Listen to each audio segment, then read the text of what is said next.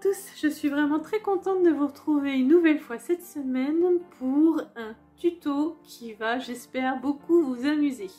Aujourd'hui, on va faire encore des tâches. Moi, j'aime faire des tâches. On va projeter de la peinture sur le papier.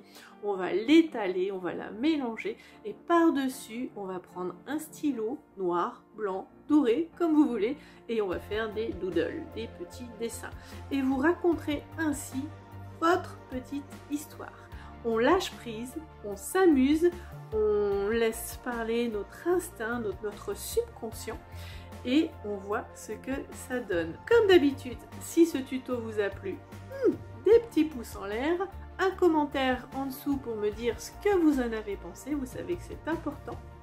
Pour moi, je veux vraiment connaître votre opinion, savoir si ça vous aide à progresser et puis surtout, abonnez-vous, il ne faut rien rater.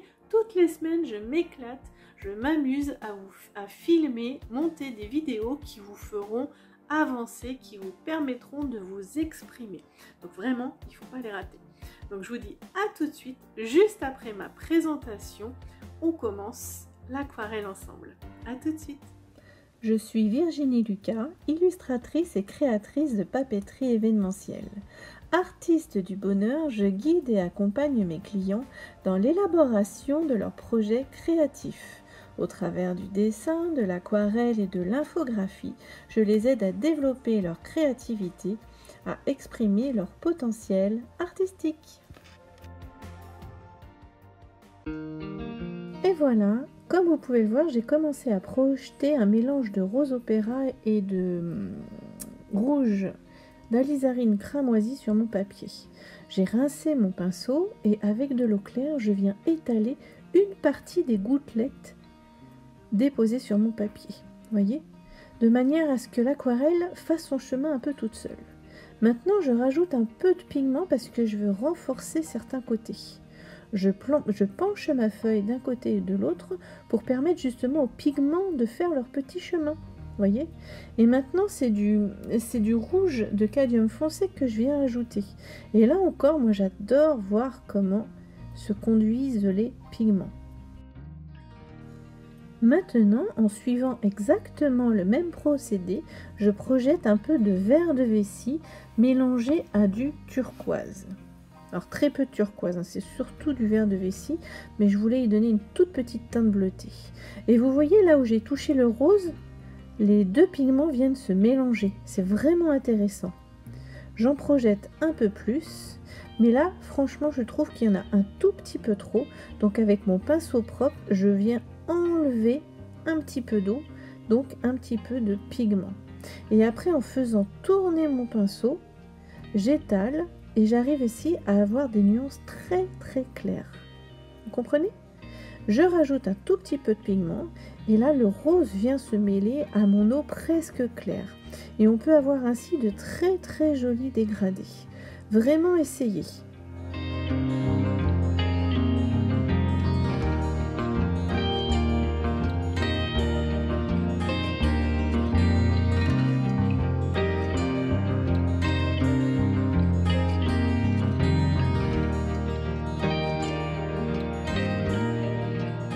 Je décide maintenant de rajouter un petit peu de vert. Mais vous voyez, on ne sait pas trop comment l'aquarelle va atterrir. On tente. Et là, je viens de la même manière un peu étaler. Mais vraiment très délicatement. Maintenant, avec l'autre côté de mon pinceau, je m'amuse à étaler, pareil, toujours l'aquarelle, mais de façon très fine. Je fais comme des courbes, des lignes. Je ne sais pas ce que j'en ferai plus tard, mais j'aime bien faire ça. Moi, j'aime bien ajouter des courbes, etc. Donc, hop, voilà, je m'amuse. Ça fait des choses très, très fines. Ça donne des contrastes graphiques. Maintenant, je rajoute un petit peu de jaune de cadmium vers le haut. Ça va réchauffer un peu les couleurs. Et toujours en tapotant. Vous avez vu, il y en a un peu dans le rose. Ça crée, voilà, un petit effet qui est très sympathique ici. Et encore une fois, avec mon pinceau, délicatement, je viens en étaler une partie, mais vraiment délicatement. Ça crée vraiment des taches plus ou moins fortes et on va pouvoir travailler ensuite avec.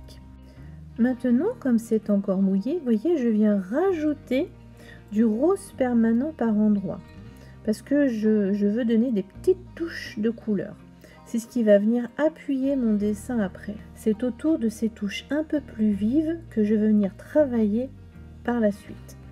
Mais voilà, je ne fais que tapoter avec mon pinceau, voilà, délicatement, la pointe de mon pinceau, et je laisse le pigment s'étaler dans le mouillé.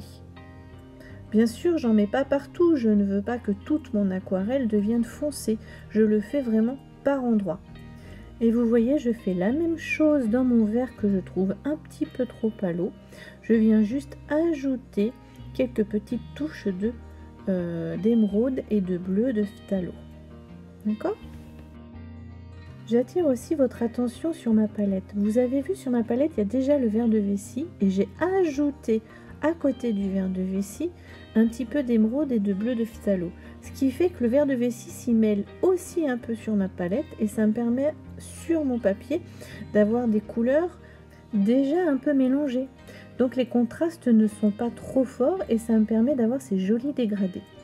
Je refais quelques petites courbes et j'arrête ici pour l'aquarelle. Maintenant mon papier est bien sec et je vais maintenant commencer à dessiner avec mon stylo Faber-Castell numéro S. D'accord?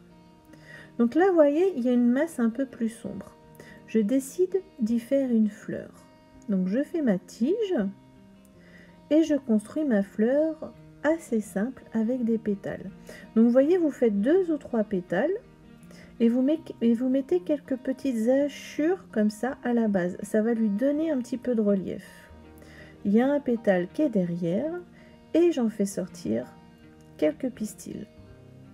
D'accord? Et en fait, j'ai utilisé le côté un peu plus foncé de mon aquarelle pour signifier cette fleur. Mais c'est encore une fois, c'est complètement instinctif. Moi, je fais ça, mais vous auriez fait certainement autre chose. Maintenant, comme dans le jaune, c'est un peu plus foncé vers le bas, je décide de faire le même genre de fleur, mais qui tombe comme une clochette. Vous avez vu? Et là, il y a des petites parties jaunes, on dirait comme des petits pétales. Donc, je fais des petites fleurs jaunes avec le cœur rose ici. Mais c'est très suggéré, hein, c'est vraiment très très suggéré. Pour cette seconde fleur, la tache jaune est l'intérieur de la fleur. Et donc, je lui ai fait un corps en dessous, hein, très simplement, comme une tulipe. Et j'ai raccordé avec une tige. Maintenant ici, j'utilise la forme, vous voyez, pareil, de la même manière, j'utilise la forme de ma tache d'aquarelle pour faire l'intérieur de ma fleur. J'en fais une un peu plus grosse, pareil, et j'en fais sortir des pistils. Alors n'hésitez pas à jouer sur la taille de vos éléments, qu'ils ne soient pas tous de la même taille. C'est ce qui va enrichir votre dessin. Je fais un petit peu de hachuré pour donner du volume, et je tire ma tige. Je fais 2 pétales de chaque côté, comme ça on dirait presque une rose. Hein. On s'en fiche un peu, c'est des doodles, vous n'êtes pas obligé d'être très représentatif. Laissez-vous guider, faites des petits dessins pour vous faire plaisir. Encore une petite rose tulipe, hein, on va dire ça. Et vous voyez, je l'ai encore fait dans une partie foncée en dessous de l'aquarelle. Ça m'aide à construire, si vous voulez, mon dessin. Voilà, donc je réfléchis, là j'ai coupé, mais il y a beaucoup de phases où je réfléchis entre les parties dessinées. On plisse les yeux et on essaye d'imaginer ce qu'il peut y avoir. C'est ça la magie de l'exercice, c'est que vraiment, comme je dis à chaque fois, c'est une vraie aventure. On invente, on travaille à partir de l'aquarelle, on s'appuie sur l'aquarelle, mais on s'y enferme pas. D'accord? Là, vous voyez la fleur que je viens de faire, elle est à moitié blanche, à moitié rose, mais c'est pas grave. C'est ce qui fait aussi la richesse du dessin. Des petites feuilles, ça c'est très bien parce que visuellement ça donne des petits éléments et ça enrichit votre dessin. Maintenant, je passe aux courbes. Moi, personnellement, j'adore les arabesques. J'adore en mettre partout et vous allez voir après, j'adore mettre des petites pampilles. Je trouve que ça ajoute de la féminité et de l'élégance à un dessin. Donc, voilà, encore une petite arabesque. M'en voulez pas. Vraiment, j'adore ça. Donc, vous n'êtes pas obligé d'en faire. Je vous rappelle que ce dessin est quand même très personnel. je vous montre moi une manière de faire, mais laissez-vous guider par votre ressenti à vous. Si vous voulez faire que des feuilles, vous faites que des feuilles. Si vous voulez faire que des fleurs, vous faites que des fleurs. Enfin voilà, amusez-vous. Et vous avez vu le petit trou là que je viens de faire dans la feuille, parce que je parle mais je vous explique pas ce que je fais. Et le petit trou, en fait, j'ai juste utilisé un blanc qui existait sur le papier. Et j'ai fait comme si la feuille avait été mangée par une petite coccinelle, par exemple. Et là, je fais des ronds. Dans les doodles, c'est vraiment très sympathique aussi de faire des ronds, parce que ça habille sans alourdir. Voilà, je fais des ronds, je fais des petites arabesques. Le but étant que le dessin au final fasse comme un éclatement. Et voyez, tout à l'heure je vous parlais de Pampi, voilà, c'est ça, c'est exactement ça. Moi j'en fais pendre quelques-unes, je trouve que ça ajoute un côté aérien et, comme je vous disais tout à l'heure, un côté vraiment féminin.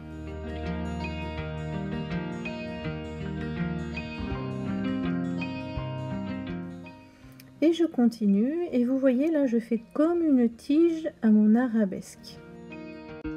Et je réfléchis au fait que mes tiges, comme ça, il ne faut pas qu'elles flottent dans les airs. Il va falloir soit que leur base soit cachée par un autre élément, soit je les fais aller jusqu'en bas de la feuille. En gros, c'est ça. Donc là, vous voyez, je commence à travailler mes éléments, donc des feuilles, hein. Alors là c'est une feuille un peu improbable, mais je me suis amusée. Moi je m'inspire également beaucoup des motifs de dentelle, donc c'est ce que je vais faire ici. On fait des traits, c'est très facile pour faire comme si c'était de la dentelle. Vous faites des traits comme ceci, un peu hachurés dans un sens, et puis au centre je vais faire un hachuré dans les deux sens. D'accord? Et là, je fais comme des petites bouclettes sur les côtés. Et ça aussi, ça contribue à féminiser un petit peu votre dessin. Vous voyez, là, je fais des hachurés dans un sens, puis dans l'autre. Voilà. Et au milieu, par endroit, je vais venir faire des petits points, comme des points d'attache à ma dentelle. Vous allez voir. Voilà. Et ça aussi, ça ajoute de la matière et ça amène de la diversité à votre dessin sans trop le surcharger.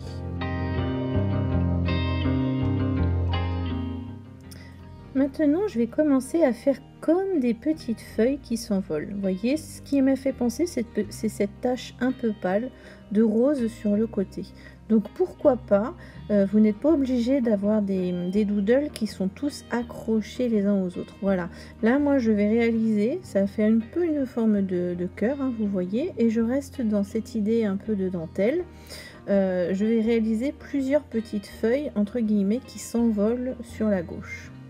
Je fais encore une petite pampille parce que j'aime bien quand ça tombe ainsi de mes petites arabesques. D'accord, ça fait un peu comme un candélabre, si vous voulez, ça pourrait faire penser un peu à un candélabre.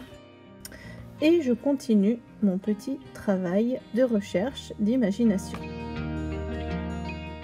Et je réalise maintenant une nouvelle feuille, parce qu'en fait, vous vous en rendez pas compte, mais je sais pas encore trop quoi faire sur cette tache un peu vert bleu qu'il y a dans le bas. Donc pour l'instant, je tourne autour, tout simplement. Donc là, je fais une feuille, comme si en fait l'ensemble de mon dessin était un bouquet, en fait. Et je continue à travailler quelques finitions. Donc vous, pour votre dessin, n'hésitez pas à faire quelques traits un peu plus forts que d'autres. Là, pour simplifier un peu, je n'utilisais qu'un seul feutre, un S. Mais vous pouvez aussi très bien utiliser des feutres blancs, des feutres dorés, des feutres noirs mais de différentes tailles. Enfin voilà, amusez-vous encore une fois, même avec les différents supports graphiques. D'accord? Et voilà, et maintenant ça y est, j'attaque cette partie du bas. Donc je ne savais pas trop à quoi elle me faisait penser, donc je reste dans une valeur sûre qui est une feuille. Voilà, mais je vais pas la hachurer partout parce que ça ferait trop une grosse masse noire, comme j'ai déjà l'autre feuille de l'autre côté. Donc pour l'instant, je fais des choses légères et vaporeuses tout autour. Donc évidemment, des arabesques.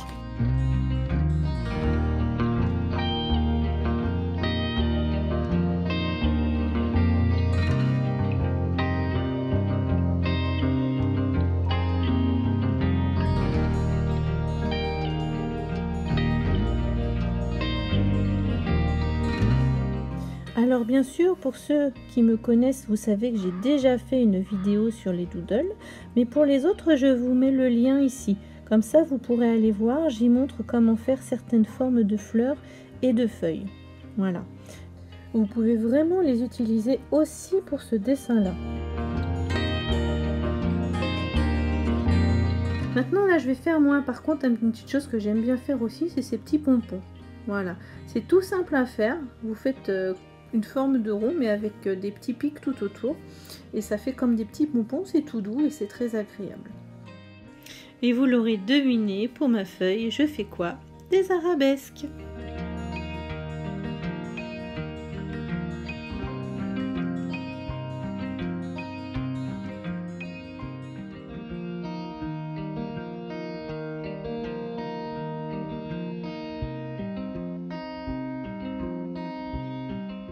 Je vais maintenant finaliser le haut de mon illustration avec encore des petits ronds et des arabesques. J'espère que cette démonstration, en fait, que ce tuto ouvrira votre champ des possibilités. Encore une fois, c'est pas le plus recommandé n'est pas de faire exactement ce que je fais. Vous pouvez faire évidemment des arabesques, des fleurs, etc. Mais comme votre tâche de départ, votre aquarelle de base sera différente de la mienne, forcément que votre dessin en sera également différent, vu que vous allez vous appuyer sur votre aquarelle pour le réaliser. Donc n'ayez pas peur de vous exprimer, n'ayez pas peur de vous lancer, amusez-vous, faites des formes, faites ce qui vous passe par la tête. En fait, c'est vraiment ça le but du jeu. Donc si vous avez aimé ce tuto, n'hésitez pas à me mettre un petit pouce en l'air. Si vous n'aimez pas, dites-le moi aussi. Pourquoi? Comme ça je saurai et puis je pourrai ajuster mes vidéos. D'accord? Et puis n'hésitez pas à vous abonner. Hein, je publie donc toutes les semaines et c'est avec grand plaisir aussi que je réponds à tous vos commentaires. Donc je vous dis vraiment à très bientôt. Amusez-vous. Faites-vous plaisir, franchement, on fait des découvertes, vraiment. Un grand merci à vous qui êtes de plus en plus nombreux à me suivre et je vous retrouve avec plaisir la semaine prochaine. À bientôt!